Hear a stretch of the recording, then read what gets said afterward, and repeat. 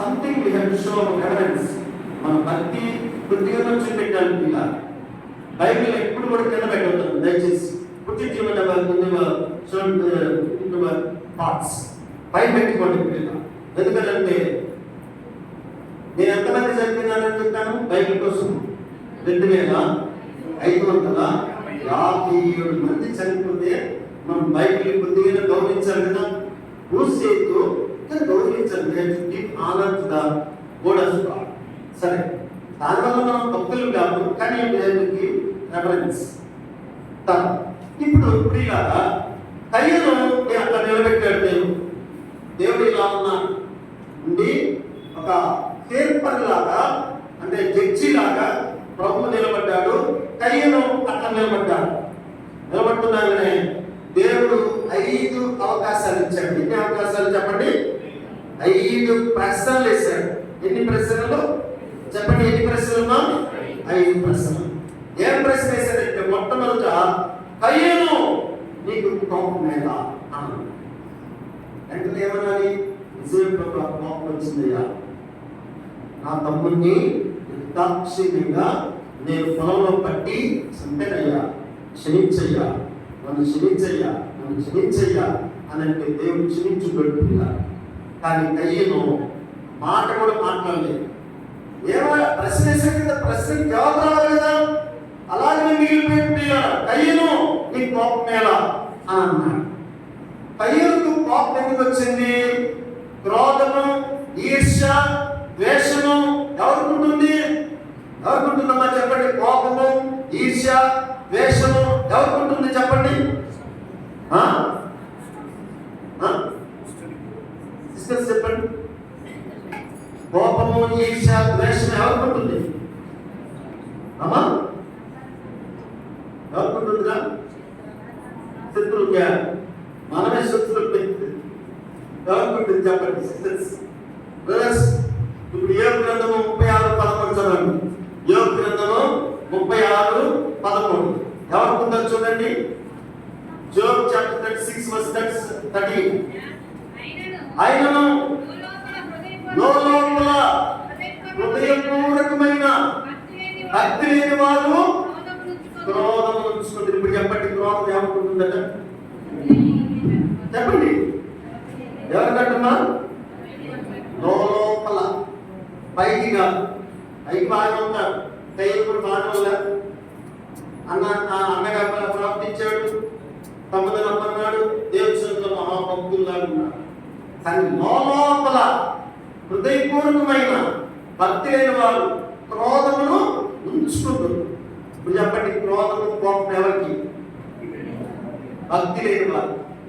క్రోధము కోపం ఎవరికంటే లోపల హృదయపూర్వకమైన, భక్తి కాదు, హృదయపూర్వకమైన భక్తి లేని వారికి ఏముంటుందట?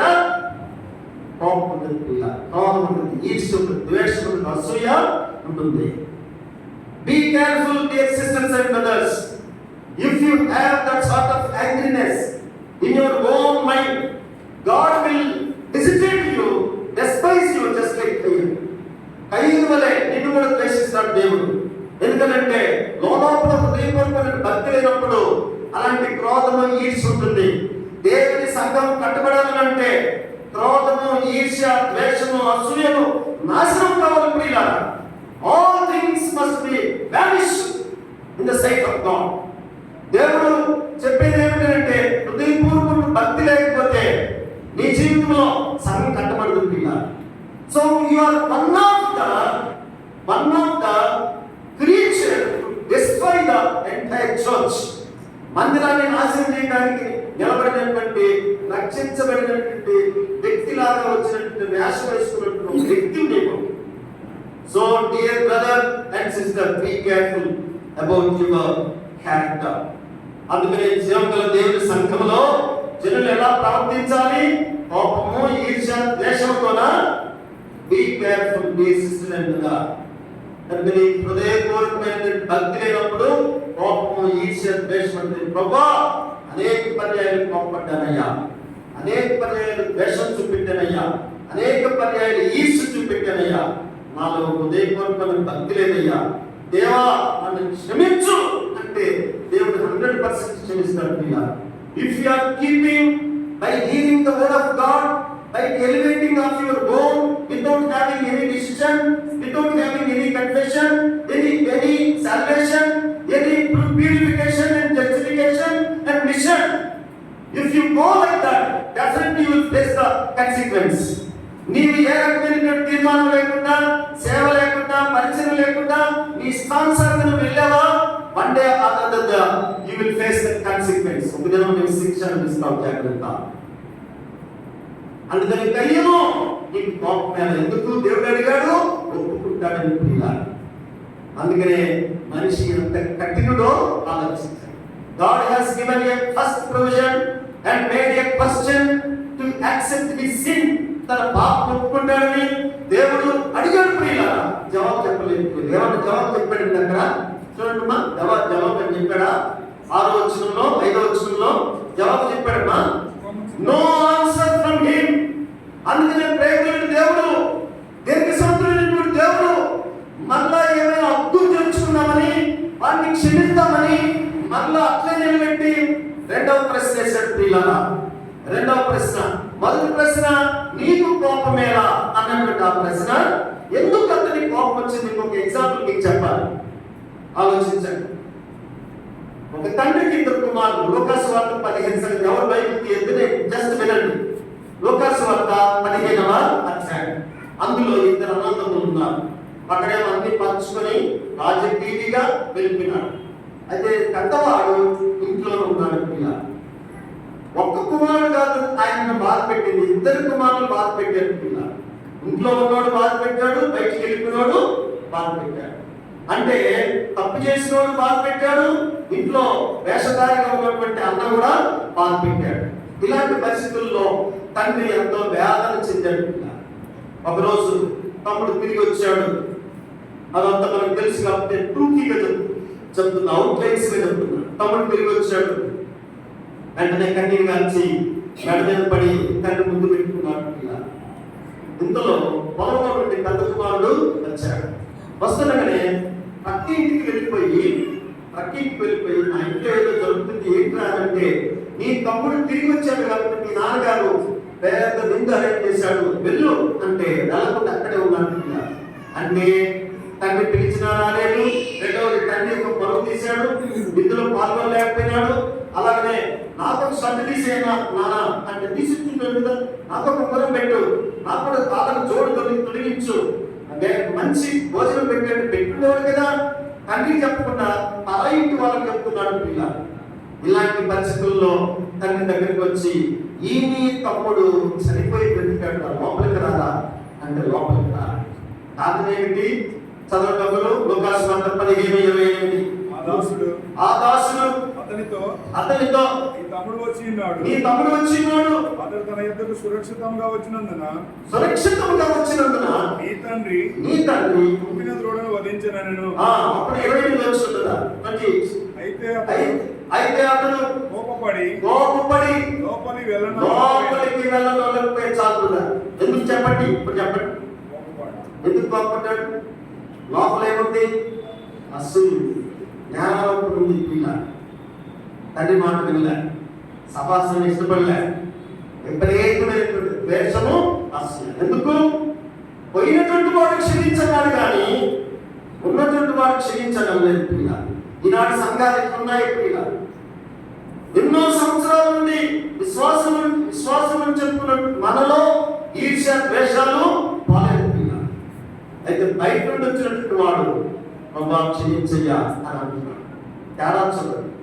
కనుక హిపోక్రసీ ఈజ్ వెరీ డేంజర్. అందుకని దేవునికి సన్నిధిలో మంచి తీర్మానం పొందాం. ప్రభా పెద్ద కుమారులే నేను అనేక కోపపడి ఇతరుల మీద నేను ఎంతో ద్వేషం చూపెట్టాను, నన్ను క్షమించు. హృదయపూర్వక భక్తి నాలో లేదు, అందుకని ఈర్ష్య ద్వేషాన్ని నేను పెంచుకున్నాను. రైతు నన్ను క్షమించయ్యా అంటే దేవుడు క్షమిస్తాడు. ఇలా ప్రేమలు దేవుడు తన తప్పు ఒప్పుకుంటాడని కయ్యూతో 2వ ప్రశ్న వేశాడంటే 2వ ఛాన్స్ ఇచ్చాడు. ఇలా ఏంటా 2వ ఛాన్స్ అనగంటే చదువుతాం. నీవు సక్రియ చేసిన తల ఎత్తి గలవా. ఇప్పుడు చూడండి, మాట్లాడుతుందండి చిన్నపిల్లలను కంట్రోల్ చేసుకుంటున్నా, చిన్నపిల్లలు కంట్రోల్ చేసుకుని దయచేసి. నీవు సక్రియ చేసిన ఎడలా తల ఎత్తుకునవా అని అన్నాడు. అంటే దేవుని సన్నిధిలో ఎలా ఉన్నాడు?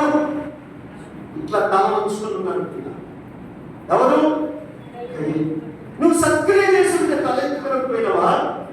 తల ఎందుకు ఎత్తుకోలేదు? 41 కీర్తన 12వ వచనం చదవండి. 41 కీర్తన 12వ వచనం. లెక్కలేని అపాయములు నన్ను చుట్టుకొని ఉండగా, నా దోషములు నన్ను తరిమి పట్టుకునగా. చెప్పండి, ఏం పట్టుకున్నాయండి? చిన్నపిల్లలు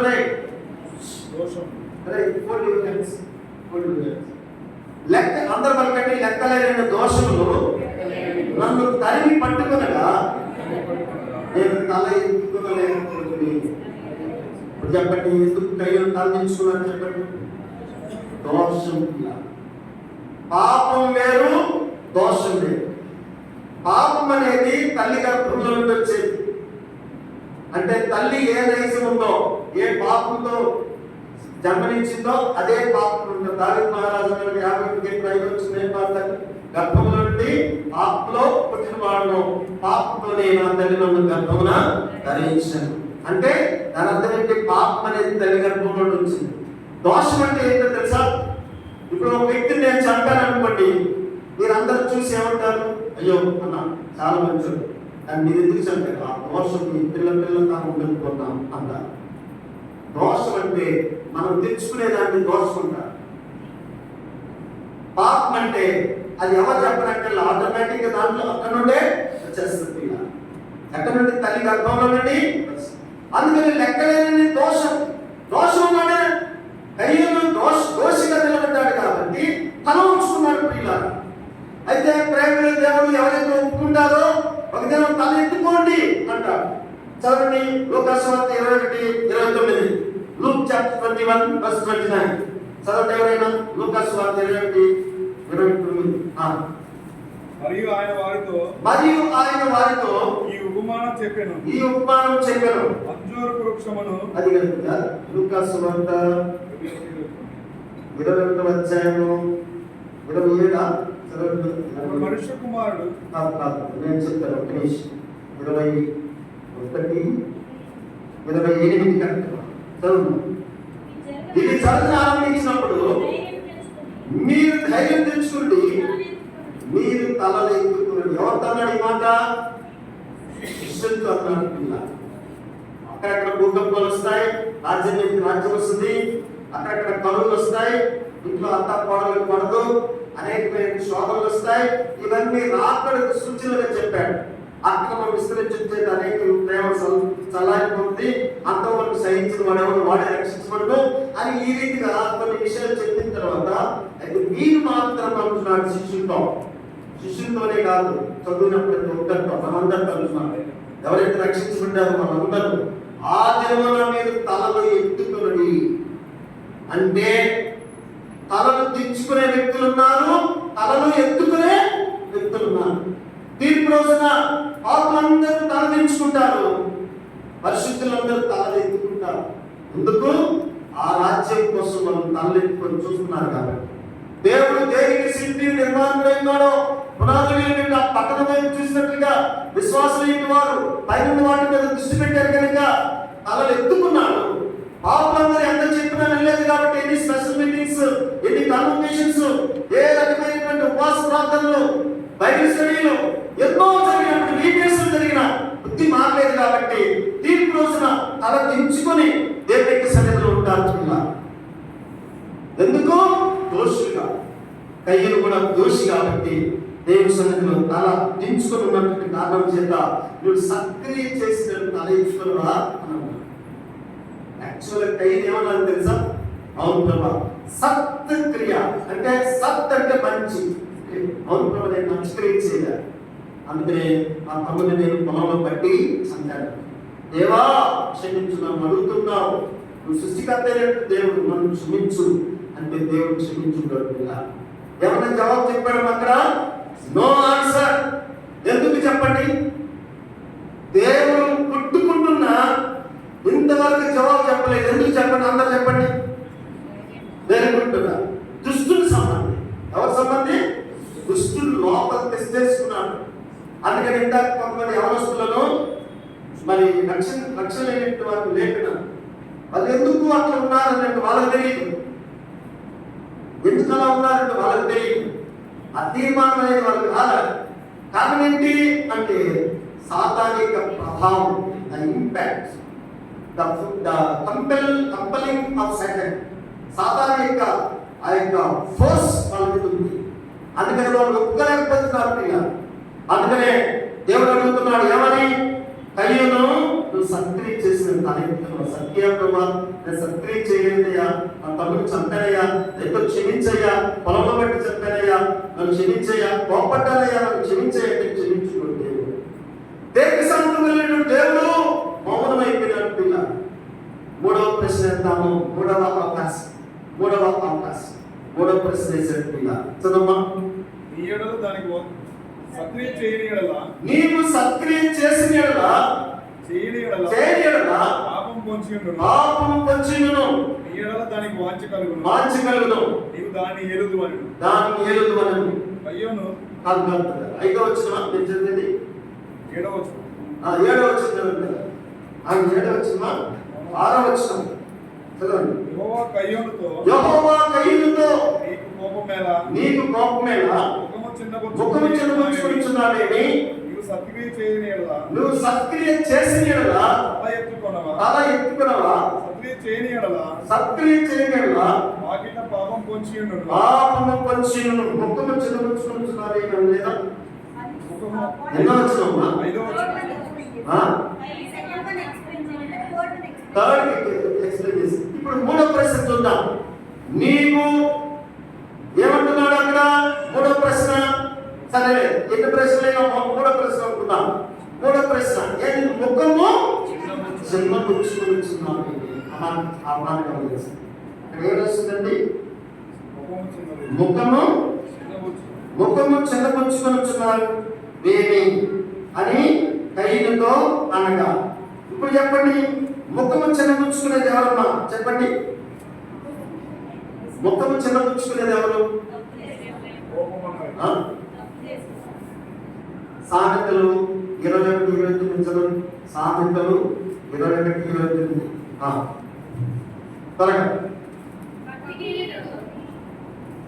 భక్తిహీనుడు ఇప్పుడు చెప్పండి, ముఖం మార్చుకుని ఉంటారు. కారణం ఏంటి? భక్తి లేకుండా. అందరూ పలకండి, భక్తిహీనుడు తన ముఖము మార్చుకును. భక్తి లేని వాడు ఏముంటాడ? ముఖం ఎట్లా ఉండదట? మార్చుకుంటాడు. మూతి పుడుచుకున్నట్లుగా ఉంటాడు, మార్చుకుంటాడు. భక్తి లేదు. ఎందుకు? ముఖము మార్చుకున్నాడు అని అడిగితే నాకు భక్తి లేదని చెప్పడం. కానీ మనం ఏం చెప్పాలి? బైబిల్ ఏమంటుంది? అలాంటి వ్యక్తి భక్తిహీనుడు పిల్ల. ఇప్పుడు ఒక ఎగ్జాంపుల్ మీకు చెప్పాలి. మార్క్స్ వార్త 10వ అధ్యాయం 21 కొన్ని వచనాలు చూస్తే అక్కడ ఒక మంచి మాట 17, 18, 19, 20, 21 దాకా చూస్తే అక్కడ ఒక సందర్భం రాయింది. యేసు ప్రభు వారు కపెర్నహూము, గలిలయ ఆ ప్రాంతం కూడా పోతా ఉన్నాడు. ఇందులో ఒక యవనస్తుడు పరిగెత్తుకుంటా వచ్చాడు. మొక్కలు ఉన్నాడు, మంచిదే, మొక్కలు ఉండటం బాగా ఉంది, సద్బోధకుడా అని అన్నాడు. ధనికుడు, యవనస్తుడు, మొక్కలు ఉన్నాడే. అందరూ చూస్తుండగా మొక్కలు ఉన్నట్టు మంచిదే, బాగా ఉంది, మొక్కలు ఉండటం బాగా ఉంది, ప్రశ్నించడం బాగా ఉంది, సత్పురుషుడు అంటడం బాగుంది, అడిగిన కోరిక కూడా బాగా ఉంది. ఎవరి కోరిక? అయ్యా, నిత్య జీవనకు వారసున్నప్పుడు నేను ఏ మంచి కార్యం చేయాలి? వర్షం పరలోక రాజ్యాన్ని నేను సంపాదించుకోవాలి. I want to have that sort of inheritance. ఆ స్వాస్థ్యాన్ని నేను అనుభవించాలి. ఏ మంచి కార్యం చేయాలయ్యా అని అడిగాడు. అద్భుతమైనటువంటి మోకాళ్ళ మీద, అద్భుతమైనటువంటి హెచ్చరిక, అద్భుతమైనటువంటి ప్రశ్న దేవుడు చేశాడు పిల్ల. వెంటనే ప్రభు ఆరు చెప్పాడు. అందరు ఇట్లా పెట్టండి, అందరు ఇలా పెట్టండి. ఆరు చెప్పాడు. నా దగ్గర చేయవద్దు, వ్యభిచరించవద్దు, దొంగలవద్దు, అబద్ధ సాక్ష్యం పలకొద్దు, మీ తల్లిదండ్రులను సన్మానించు, మోసపుచ్చవద్దు. ఏం చెప్పాడు? వాడు చాలా టాక్టిక్స్ ఫెలో. మాట్లాడి చిన్నపిల్లలు అరే కలిసి తీరా కలిసి తీసి బైబిల్ చూడకుండా జరుగుతున్నాం. ఇప్పుడు వాడు చాలా ప్రాక్టీస్ ఫెలో ఏమంటున్నాడంటే ఏం చేస్తున్నాడంటే ప్రాక్టీస్ ఫెలో కాబట్టి I have been doing all this 6 commandments from my childhood. చిన్నప్పటి నుండి చేస్తున్నాడండి ఈ 6 దేవుడు మనం అనుకుంటే ఉదయం చూస్తున్నాం అంతరంగాలు ఎరిగినటువంటి దేవుడు కాబట్టి thou lackest one thing, నీకు ఒక్కటి కొదువుగా ఉన్నది 6 చేస్తున్నానన్నావు. ప్రశ్న చూస్తే బాగా ఉంది, పద్ధతం కావాలన్నావు, స్వాస్థ్యం కావాలన్నావు, నేను 6 చెప్తే చిన్నప్పటి నుండి చేస్తానన్నావు, అయితే ఇంకా ఒక్కటి కొదువుగా ఉన్నది అన్నాను. ఏమని అడగలేదు కానీ ప్రభు కంటిన్యూ చేశాడు. వారిని ప్రేమించి రౌడికి ఎక్కువగా ప్రేమించి ఏమన్నాడంటే నీకు కలిగిన ఆస్తి అమ్మి పేదలకు ఇవ్వు అని అన్నాడు. ఏమన్నాడండి? నీకు కలిగిన ఆస్తి అమ్మి. బైబిల్ అపార్థం చేసుకోవద్దండి. బైబిల్లో డబ్బు వద్దని దేవుడు అలా, ధనం వద్దని బైబిల్ అలా. ధనికుడు పరలోక రాజ్యంలో ప్రవేశించిన వంటి దూట సూర్యులో వంటి దూట ఎంత సులభమో అని అన్నాడు కదా. ఎందుకన్నాడంటే ఉదయం లేస్తే ఆ గ్రీడీనెస్, ఎప్పుడు డబ్బు డబ్బు, ప్రార్థన ఉండదు, బైబిల్ ఉండదు, సహవాసం ఉండదు. అలాంటి వారి యొక్క డబ్బు, అలాంటి వారి యొక్క ధనము చెమ్మట కొట్టేస్తాడన్నాడు ప్రియ. అలాంటి వేస్ట్ అని అన్నాడు. అయితే ధనం వద్దని అబ్రహాం కంటే ధనికులు మనము, యోబు కంటే ధనికులమా? 7,000 గొర్రెలు, 500 ఎద్దులు, 1 మంది పనివారు, మరి 500 గాడిదలు, 3,000 బట్టెలు, 7,000 గొర్రెలు ఉన్నాయి. ఊజు దేశంలో ఏ కొంత భక్తులు లేడు, ధనికులు లేడు. ఊజు దేశం కంటే మస్కట్ ఇప్పటికీ అంత ఆస్తి వాడు లేడు కనబడి. ఆ దినాల్లో, ఈ దినాల్లో దేనికి పోల్చుకోవచ్చండి? ఎప్పుడు అనిల్ అంబానీ, ముఖేష్ అంబానీ పోల్చుకోవచ్చు. అయితే అంత ఆస్తి మనకు కళ్ళు ఎక్కడికి వస్తాయి? చూడండి, కళ్ళు ఎక్కడికి వస్తాయి? కొమ్ములు వచ్చి ప్లస్ కళ్ళు వెనకుంటాయి పిల్ల. కానీ అందరిలా పెట్టండి, యోబు న్యాయవంతుడును, యథార్థవంతుడును, సత్యవంతుడును, దేవుని యొక్క భయభక్తి కలిగిన వాడును, భూమి మీద అటువంటి వాడు ఎవరు లేడు. 5 రకాలైనటువంటి సాక్షులు పెట్టడం. అయితే 1:5 రాయటం ఉదయాన్నే లేచి ప్రార్థన చేసుకుని పిల్లలను పిలిచి దహన బలి అర్పించేవాడు. 7 కొడుకుల్ని 3 కూతుర్ని పిలిచి దహన బలి అర్పించేవాడు. అంత బిజీ షెడ్యూల్లో మనం ఉద్యోగస్తులను ఎంత బిజీ అంటే మనం ప్రార్థన చేసుకోలేనంత బిజీ. ఎంతమంది కుటుంబ ప్రార్థనలు కలిగి ఉన్నారు? చేతులెత్తండి.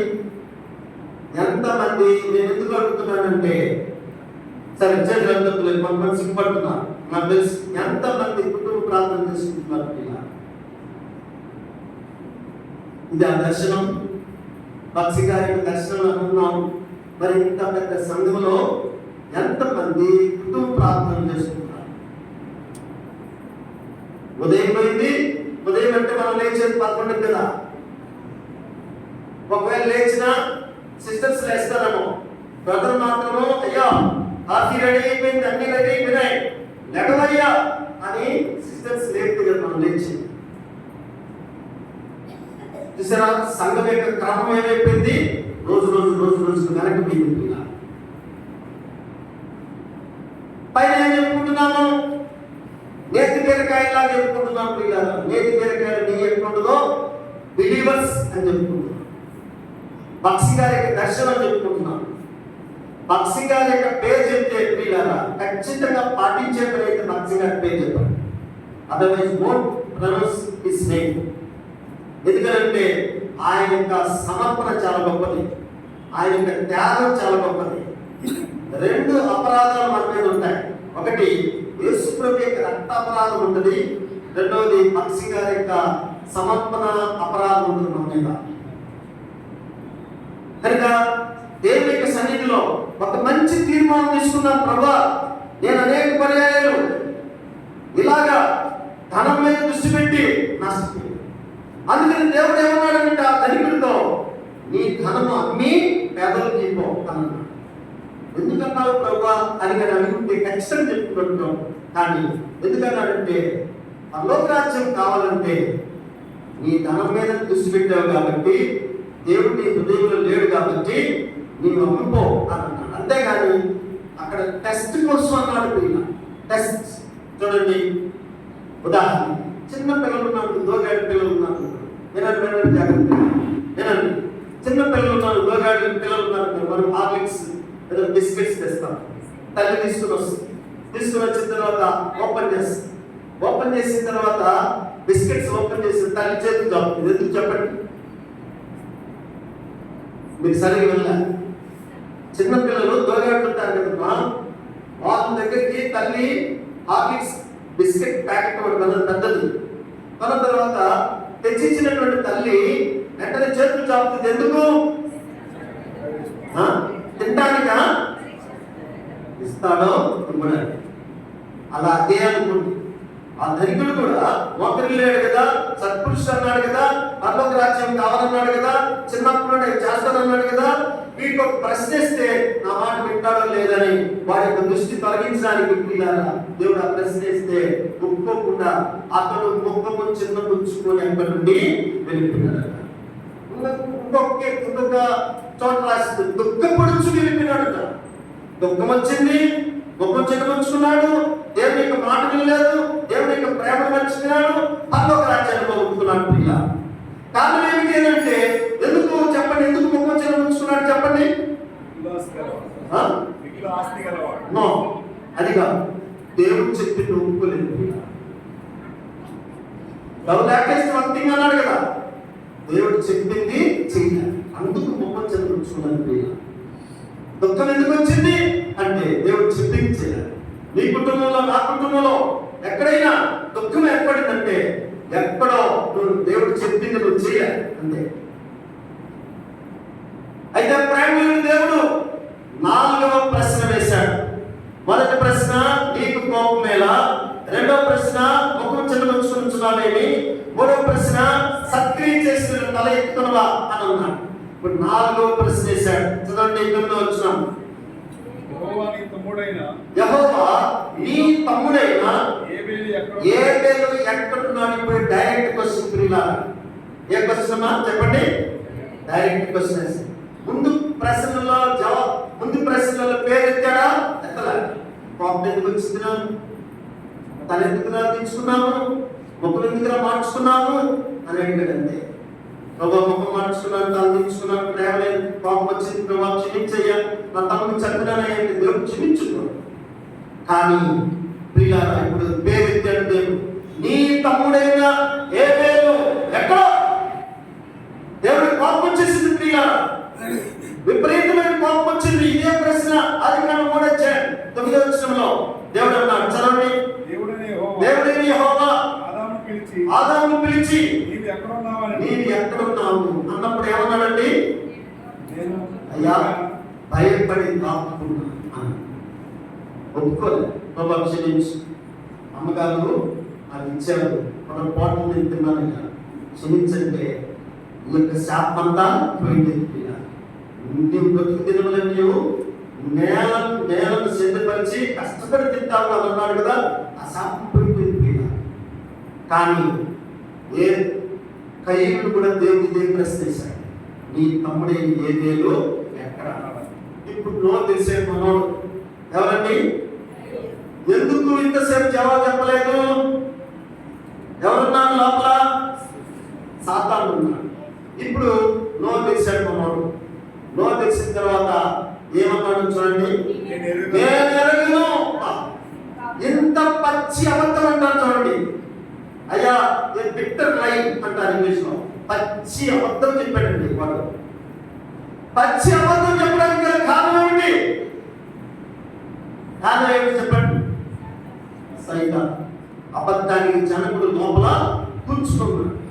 అందుకని నోరెత్తాడు మనోడు. పచ్చి నా తమ్ముడికి నేను కావాలన్నా నేను ఎరగనే ఎరగను.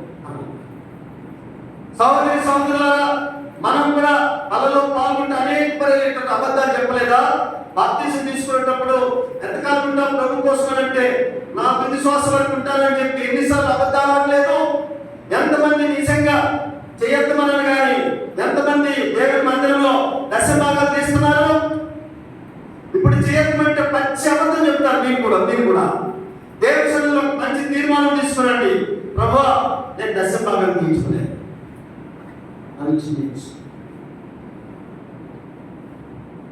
ఒకసారి నా భార్య ఏం చేసిందంటే, అయ్యా టిఫిన్ చేయలేదు, మన ఇంటి దగ్గర హోటల్ ఉంది కదా, ఇడ్లీ తెప్పో అన్నది.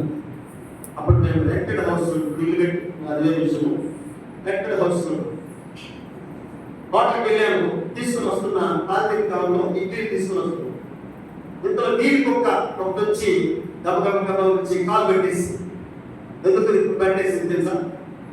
ఆ కుక్క ప్యాకెట్ వాసన చూస్తాము. వాసన చూస్తుండేసరికి ఇచ్చే అని అన్నా. అనేసరికి ఇచ్చే అంటావు నన్ను అనుకున్నదేమో, నన్ను తిన్న కూడా చేసావా అని అనుకున్నాను. కాలు కలిసింది, కుడి కాలు. కాలు ఎప్పుడైతే తెలుస్తుంది ప్యాంటులో నుండి రక్తం అంతా వస్తా ఉంది. అప్పుడు నేను రక్తం అనేది ఒక డాక్టర్ పిల్లాడు ఆయన దగ్గరికి వెళ్ళాను. వెళ్ళిన తర్వాత ఆయన ఫీజుతో కూడా 1300 అయింది. అంటే నేను 1300కి దశభాగం తీయాలి. ఎంత తీయదు? 1300కి దశభాగం తీయనందుకు దేవుడు పనిష్మెంట్ ఇచ్చాడు.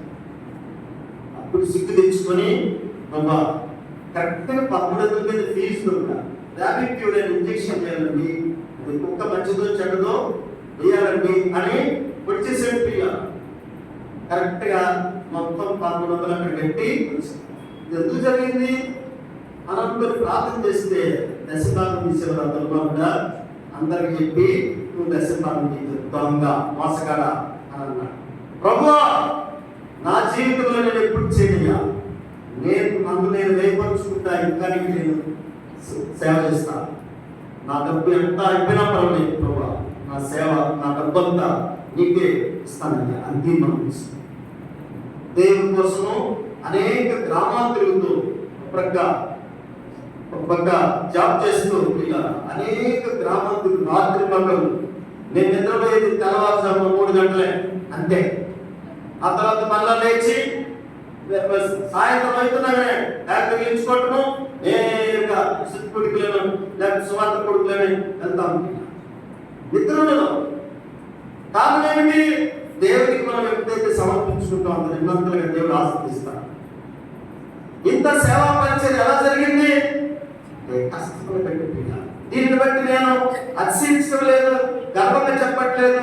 దేవుడి కోసం మీరు కూడా సమర్పించుకొని ప్రభు కోసం ఆత్మంగా నీతిగా న్యాయంగా నిలబడతారనే ఉద్దేశంతో చెప్తున్నాను పిల్ల.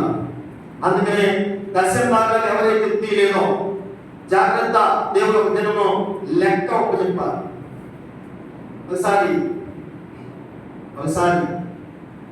నేను యూనివర్సిటీలో ఉన్నప్పుడు ఒక బ్రదర్కి లెక్చరర్కి 2,10,000 వస్తుంది శాలరీ. లెక్చరర్ శాలరీ ఎంత తెలుసా? ఇప్పుడు యూజీసీ స్కీమ్స్ 2,85,000. ప్రిన్సిపల్ శాలరీ ఎంత తెలుసా? 3,05,000.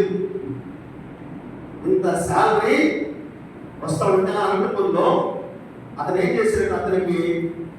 అతను ఎక్కడ రూపాయి ఎక్కడున్నావు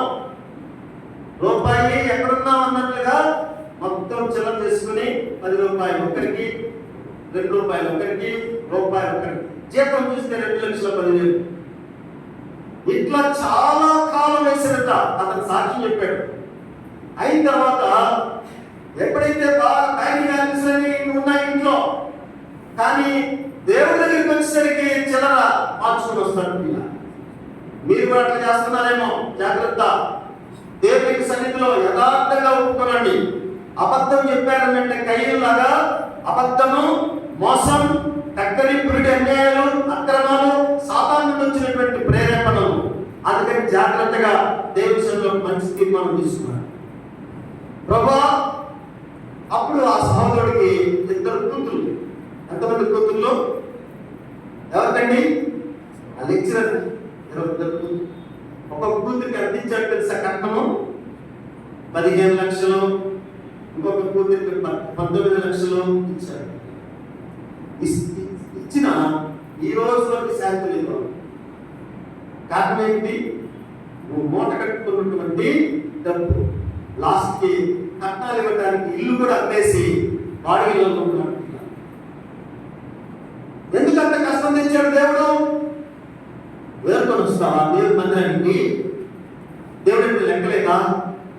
ట్రైన్లలో భిక్షగాడు కూడా తీసుకోవటం లేదండి 10 రూపాయలు.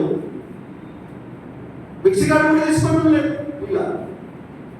అందుకనే దేవుడు ఏమైనా భిక్షగాడు అనుకున్నావా? అబద్ధాలు చెప్తున్నావు. దేవుడి సన్నిధికి వచ్చి వాళ్ళలో పాల్గొనే విషయంలో, అలాగనే దేవుడికి ఇచ్చే విషయంలో, సమర్పించుకునే విషయంలో, నీ సమయంలో, నీ డబ్బును, నీ శరీరాన్ని దేవుడికి సమర్పించుకోవాలంటే ఏంటి నీ సమర్పణ? ప్రభా జీతాలకు వచ్చినటువంటి వాళ్ళు ఎప్పుడు వస్తుంటే పెద్దరామం ఎప్పుడు వస్తుంటే, నేను పెద్దరామం అని ఎందుకంటున్నానంటే మాకు కూడా ఒకసారి వచ్చి ఇలాంటి బలహీనతలు ఏర్పడ్డాయి కాబట్టి చెప్పారు. అందుకని పెద్దరామం ఎప్పుడు వస్తుంటే తెలిస్తే అక్కడ ఉన్న సేవకులు తింటానేమో, అక్కడ ఉన్న పెద్దలు తింటానేమో, అక్కడ ఉన్నటువంటి వాళ్ళు పైకి పొందాలేమో, మూడవది తెస్తే మనకి తక్కువ అవుతుందేమో, బ్యాంక్ బ్యాలెన్స్ తక్కువ అవుతామో, ఇలాంటి ఆలోచన వస్తాయి పిల్లలు. మాకు వచ్చాయి కాబట్టి నేను చెప్పాను. జాగ్రత్త నా ప్రియ సహోదరి సహోదరులారా, దేవుని కోసం మోసంగా నిలబడి అబద్ధాలు చెప్పబట్టండి. నా మందిరంలో ఆహారం ఉన్నట్లు 10వ భాగం ప్రతిష్టాత్మన నా సన్నిధికి తెమ్మని చెప్పలేదా దేవుడు? మీరు విస్తారమైనటువంటి ఆస్తి పనులు కావాలంటే, అదో వాక్యం ఇవ్వాలంటే దేవునికి సమర్పించుకునే విషయంలో యథార్థంగా ఉండండి. అబద్ధాలు చెప్పదు. కయ్యను అబద్ధాలు చెప్పాడు. నీ తమ్ముడు ఎక్కడంటే, నా తమ్ముడికి నేను కావాలన్నా. మూడవ లాస్ట్ అండ్ ఫైనల్, కయ్యను నీ తమ్ముడు అనేటువంటి ఏమేలు ఎక్కడ అన్నటువంటి దేవుడే నీవు చేసిన పని ఏమిటి అని అడిగాడు. ఏ ప్రశ్న అండి? What have you done with me? నీవు చేసిన పని ఏమిటి? బాబా నేను ఏం చేశాను? ఇదే ప్రశ్న అమ్మమ్మ గారికి కూడా వేశాడు దేవుడు. అవనం లేదా? చదవండి, 3వ అధ్యాయంలో లేదా? చదవండి, ఎవరైనా వచ్చిన కనబడుంటే. నీవు చేసిన పని. అప్పను కూడా అడిగితే ఏమన్నాడు? ఏమన్నదామే? అయ్యా సర్పము నన్ను మోసపుచ్చిందయ్యా. అంటే నేరారోపణ నెట్టేయటం మన యొక్క అగ్రగణ్యులు మనకుంటున్నాం. నేను కాదు నేను కాదు కదా అసిస్టెంట్, నేను కాదు కదా నా భార్య, నేను కాదు కదా నా పిల్లలు, నేను కాదు కదా చూసారు ఎంత అబద్ధం. నీవు చేసిన పని ఏమిటి? అవును ప్రభా పని చేశాను, 5 ప్రశ్నలు వేశాము, జవాబు చెప్పలేకపోతున్నాను, అయ్యా నన్ను క్షమించు అని అంటే దేవుడు క్షమించు. మౌనంగా ఉన్నాడు. ఇక పక్కకు వచ్చేసి అన్నాడు. అయిపోయింది నీ సంగతి. ఇక పక్కకు వచ్చేసి 5 రకాలైనటువంటి శిక్షలు వేశాడు. 5 ప్రశ్నలకి ఎన్ని శిక్షలు? గబగబ చూద్దాం, త్వరగా క్లోజ్ చేసుకున్నాం. ఎన్ని శిక్షలు?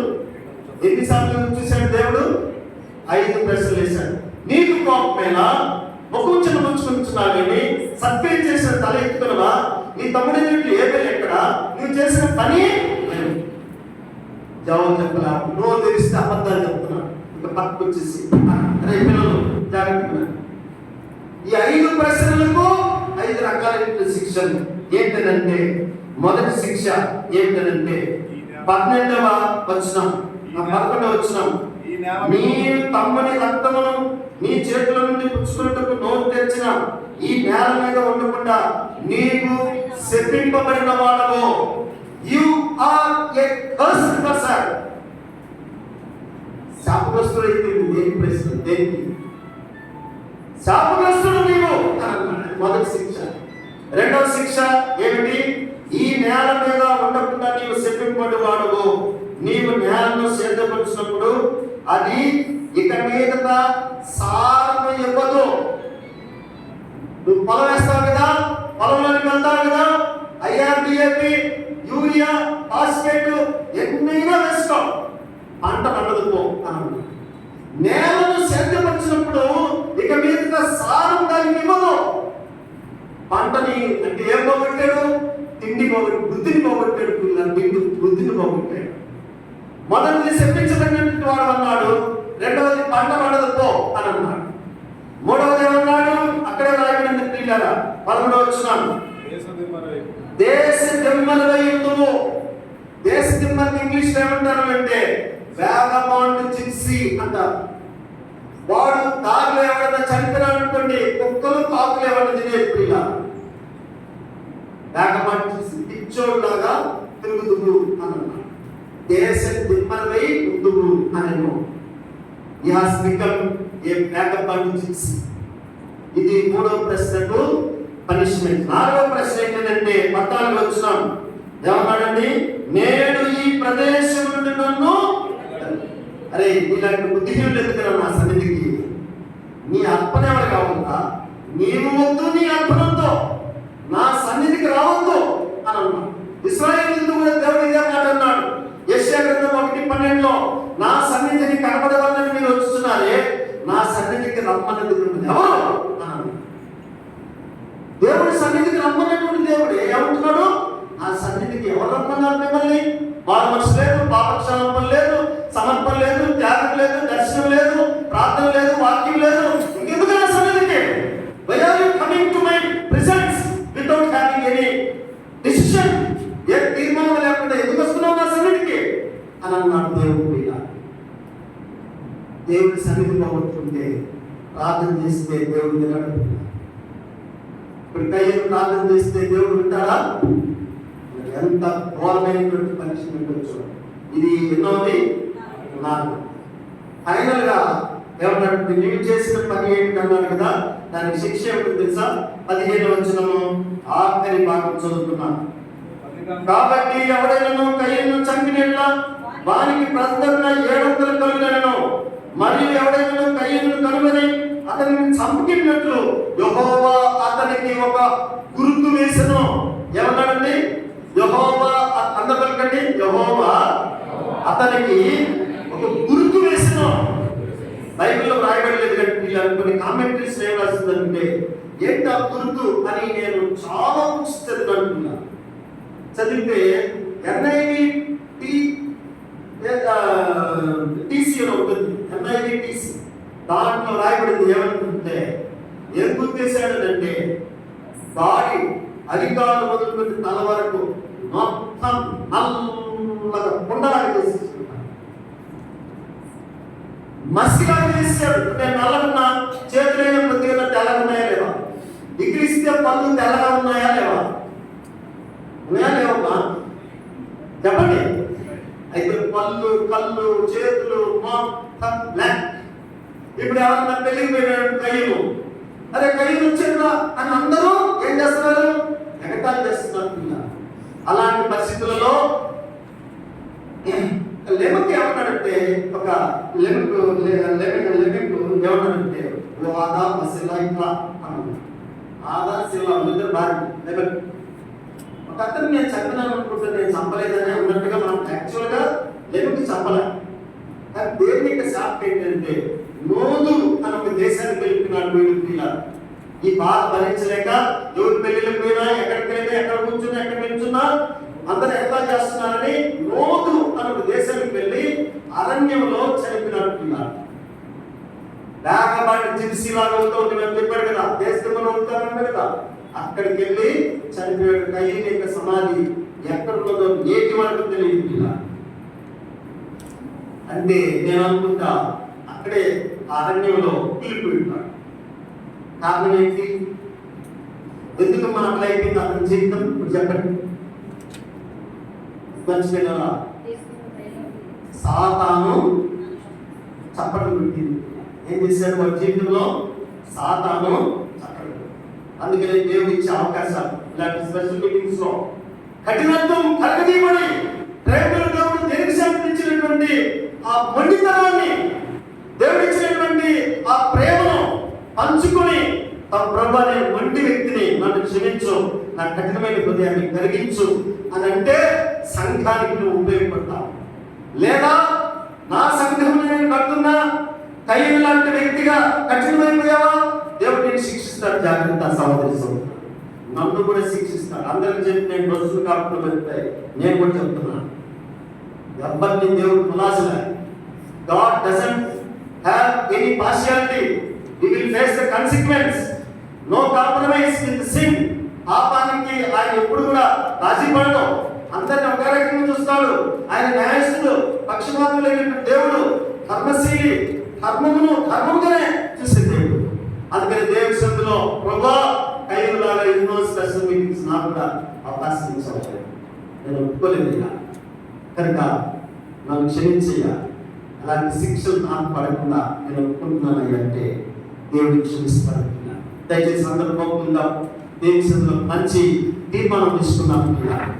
మంచి తీర్మానం తీసుకున్నాను. దయచేసి ఎవరు వెళ్ళద్దు. దేవుడి సన్నిధిలో మంచిగా 2 minutes దయచేసి గమనించండి. పలకండి అందరూ, యేసు ప్రభువా నాలో కఠినత్వం ఉన్నది, నన్ను క్షమించు. కయ్యూరు వలె కఠినాలు కాకుండా నేను కూడా నీ సన్నిధిలో ఒప్పుకుంటున్నానయ్యా. నన్ను క్షమించయ్యా. నీ సంఘానికి నేను ఎంతో ఉపయోగపడాలయ్యా. నన్ను నేను వేయపరచుకోవాలయ్యా. నన్ను క్షమించి. పలకండి అందరూ దయచేసి, నన్ను నేను వేయపరచుకోవాలయ్యా. నన్ను క్షమించయ్యా. ఏ వేగులే శ్రేష్టమైన వ్యక్తిగా నేను నీకు అర్పించుకుంటున్నాను. ఈ కొద్ది ప్రార్థన నీ శిలువ రక్తంలో అంగీకరించి ఆశీర్వదించి బలపరచని కోరుకుంటూ నా తీర్మానాన్ని బలపరచుదని యేసుక్రీస్తు నామమున అడిగి వేడుకుంటున్నాను. అలాగే ఎవరిని చేతులెత్తమని కానీ